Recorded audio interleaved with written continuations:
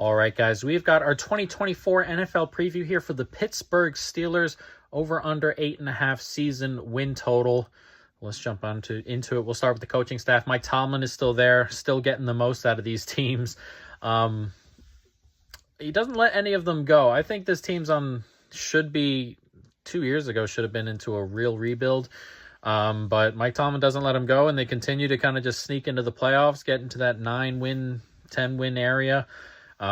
He's obviously an excellent coach, but it's a difficult situation for me. Arthur Smith comes in. Matt Canada was obviously awful. Arthur Smith is an interesting kind of guy. It's very old school, a lot of run heavy stuff, and they have the personnel to be run heavy. I don't have a problem with that here. And defensive coordinator Terrell Austin, Mike Tomlin does a lot of that as well. So a coaching staff I don't have a problem with. I don't hate, considering the personnel especially. The defensive-minded head coach, a really good, motivator there in Mike Tomlin with it's got good defensive pieces at least, and then a coordinator that kind of fits the player personnel that they have here. So like the coaching staff, and we can jump right on into the roster, and we'll start with the QB room, which is the interesting one. Russell Wilson, Justin Fields are the two. I fully expect Russell Wilson to start.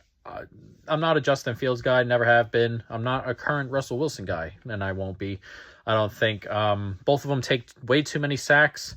Justin Fields is not excellent reading. He's got the legs. He can definitely move around and escape and make some bang plays, but just down to down, it's not great. Russell Wilson, similar, though I think he can read defenses a little bit more. His problem is he still kind of plays in that kind of runaround style. That's what made him good, and he just can't really do it anymore. And he takes way too many sacks also trying to do that. Doesn't love to step up into clean pockets for whatever reason. So it's a QB room I do not like, and an offensive line we'll go into the offensive line next before we jump skill, because it's very related. As I said, these two quarterbacks love to take sacks that they don't need to take, and it's an offensive line that's got some pieces coming in. You got Broderick Jones. They want to move to left tackle, though right now he's not playing particularly well. Preseason's been a mess. I don't know if he looks injured or he's just struggling in general at right tackle right now. So it may just be Daniel Moore at left tackle, and then Fautanu at right tackle, who's a rookie. A high drafted rookie, but a rookie nonetheless. So it's an interesting kind of dynamic on the tackle side right now. Interior is pretty good. James Daniels is okay, nothing great. Seumalo at left guard is top 15 kind of guard. And he started slow last year and still got into those numbers. So a really good guard. Center, Herbig, though he's slightly injured now, and it's probably going to be Frazier to start the season. We'll see, but a rookie second rounder is normally where you draft high-end centers, so he may be able to just step in. So I don't have a ton of problems with the interior. The tackle position is kind of where things are a mess right now. Broderick Jones has the tools. He showed plenty of flashes last year. It's just something currently going on that seems a little bit weird, and then the rookie is kind of there too. So it's an interesting position, and if your tackles are not good with these two quarterbacks, they're going to take way more sacks than they need to, because that's just what they like to do. So an interesting position they're in.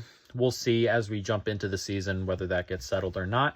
But the skill position group, we'll go to running back, Najee Harris, Jaylen Warren. Interesting set of running backs here. I'm not a huge Najee fan. He's not someone I love, but once he gets downhill, gets going, difficult to take down. So if the line kind of gets itself situated and open holes for him, he'll definitely be a good one. And then Jaylen Warren is a really nice pass catching back, plenty of speed. It's a really unique 1-2 punch and difficult to handle for opposing defenses. It's two different types of dudes out there. So if you're not set and one swaps out and you got to change personnel or, encounter a different type of style here, it's a problem. And with two good running backs for Arthur Smith, who loves to run the football, you're going to get two different styles that both going to get plenty of carries. Wide receiver room, don't love it right now. George Pickens is someone I think is kind of overrated out there right now. He's excellent at the point of catch. He's can catch in traffic and stuff. I just don't love his route running. I don't love his, I don't want to say separation, but separation's probably a good way to put it. He's not great at getting off corners, but again, his contested catch, his way to go up and get it is really, really good. Top 2 or 3 in that department in NFL wide receivers. So he's an interesting wide receiver. But again, someone I think is just a touch overrated right now. I don't think he's a top 15 guy. He's more like a top 25 guy to me. Then you got the rookie Roman Wilson turning heads at camp, and Steelers have been good at just drafting wide receivers in general. So he'll hope to step in and really do something well. Van Jefferson, Calvin Austin, not 2 guys I'm super in love with, because I put Brandon Ayuk on there just for the thought. Brandon Ayuk coming in is a nice get, and it really moves everyone down the slot one, so it makes the starting wide receivers a little bit better, or better in general, because Ayuk's a good player. But if Ayuk does not come in, a 1-2-3 of Pickens, Wilson, Jefferson, or Pickens, Wilson, Austin is probably not enough, considering who's throwing them the football and considering the scheme they're probably going to play in. So it's an interesting group. We'll see. I'm not in love with it. It seems really thin to me, and if Brandon Ayuk doesn't come in, then there's really not a ton of talent here. So interesting, but we'll see. Tight end group, Freiermuth, good player. Darnell Washington, really good blocker.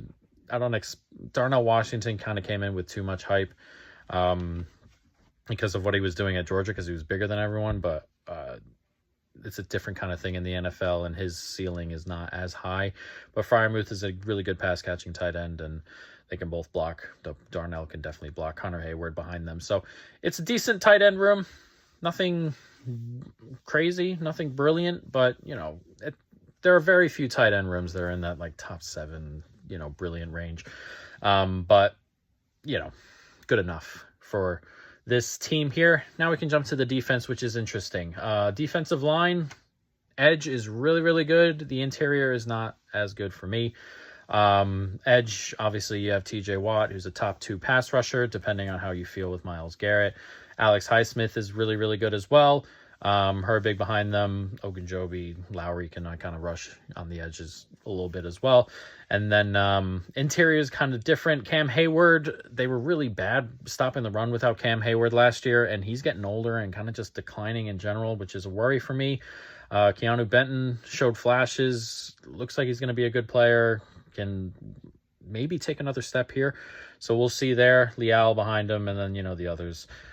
So it's an interesting inside group. If Keanu Benton doesn't take that step, and doesn't become like really, really, really good, I worry about the interior just in general, going up against really good interior lines. So we'll see. That being said, the linebacker room behind them is really good stopping the run. Decent room. Landon Roberts is good. I'm not a fan of Patrick Queen. I'm really not. I don't think he's very good.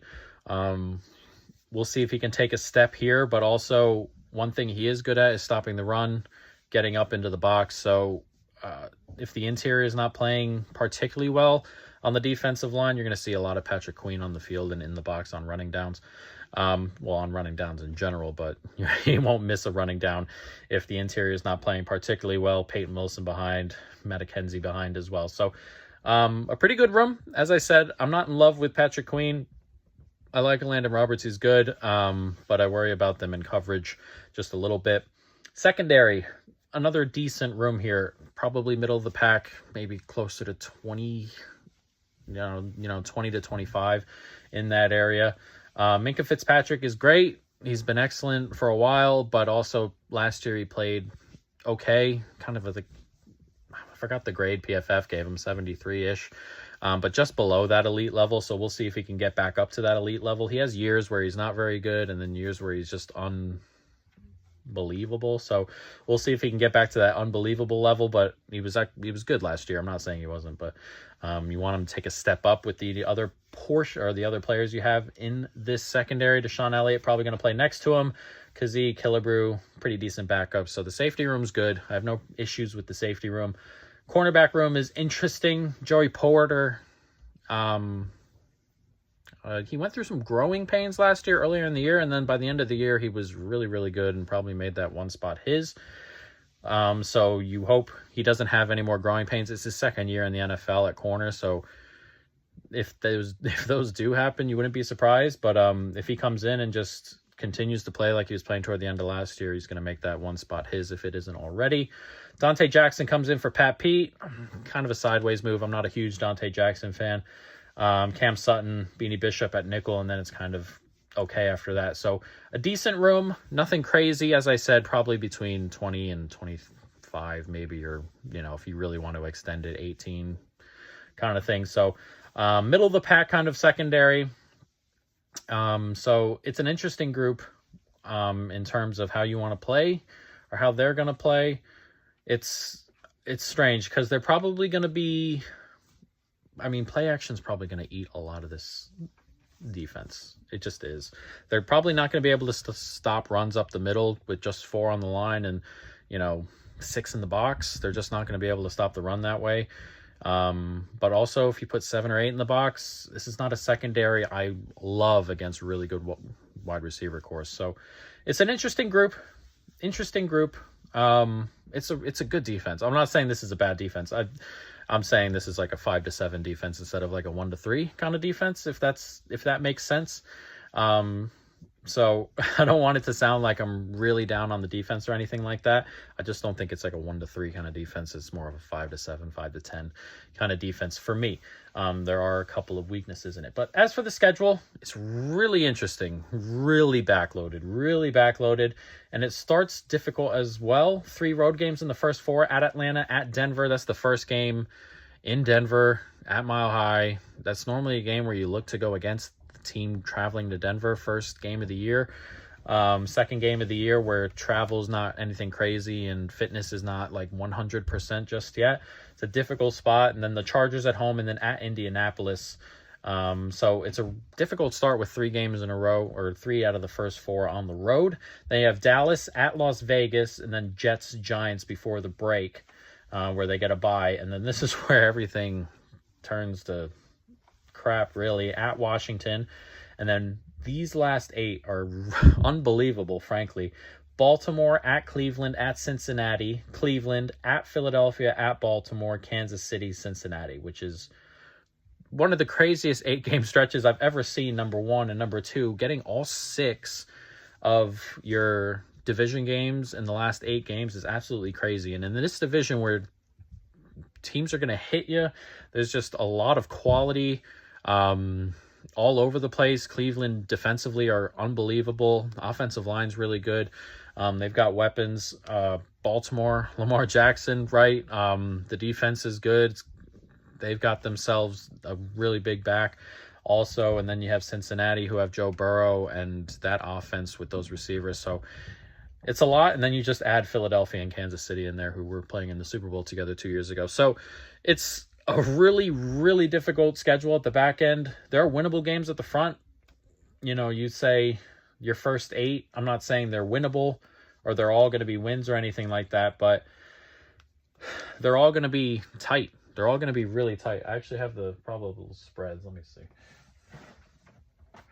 There we go. If I just have the probable spreads here. It's right now, it's +2 at Atlanta, and then -3 at Denver, -2 at home to the Chargers, +0.5 point at Colts, +1.5 at home to Dallas, -1 at Las Vegas, +1 versus the Jets, -4 versus the Giants before the break. So they're all coin flips, really. As I said, it's not easy, but they're winnable games. They're all winnable. They're all losable is kind of what it feels like. Though I think they beat the Giants that day. So it's an interesting schedule. And yeah, just interesting as well. But let's talk about our bets. We have a season win total bet here for the Steelers. Not too many of these so far, but we have one for the Steelers here. Under 8.5 wins at -144, a $1.50 bet. As I said, I don't love this offense. I really don't. And I think, as I said, the defense, I'm not going to say, I don't want to say takes a step back, but there are holes here on the defense that can be exploited a little bit. And if this offense is not scoring, they're going to have some problems. And the first 8, as I said, these are coin flips. If you go into the last 8 games needing 4 wins, are there 4 wins there? Cincinnati and Kansas City. I mean, Kansas City is definitely playing that second to last week. Is Cincinnati playing that last week if they're still up to move up and down or for the division? So you may not get anything there. You get 6 games in the division, a really good division, and then Philadelphia, Kansas City, as we said. Can they find 4 wins there if they only get 5 in the first half? I'm not sure. And my problem is I lean closer to 2 than I do to 4 in the back half here. So I'm looking for 6 or 7 wins in the first half here, and they're all coin flips in the first 9. I'm looking for 6 or 7 wins in the first 9 of all coin flips, and I'm looking for 3, 4 wins in the back 8. I just don't see it. We're going to go under here at -144. Brandon Ayuk, it's a $1.50 bet, which is a unit for me now. If Brandon Ayuk comes to this team and that jumps up quite a bit, I'm going to play probably a little bit more Steelers under 8.5. And then our second bet, TJ Watt, Defensive Player of the Year at +750, a 38-cent bet. TJ Watt, been on the edge of this for a while. He's obviously excellent. He's pushing the sack record all the time, and teams can't really double him all the time with someone else on the other edge that's good enough to get in or get at them. So he's obviously excellent. He's going to pick up stats most likely. And one thing about them is he's going to have 5 primetime games, I believe it is. And if the Steelers are any good and they're winning any of these games, or if they're getting their ass beat and he's the only shining light, that gets into the voters a little bit. And that gets into the public a little bit, and I kind of like that at +750, a 38-cent bet. So that is our Pittsburgh Steelers NFL preview, and hopefully we can cash 2 bets.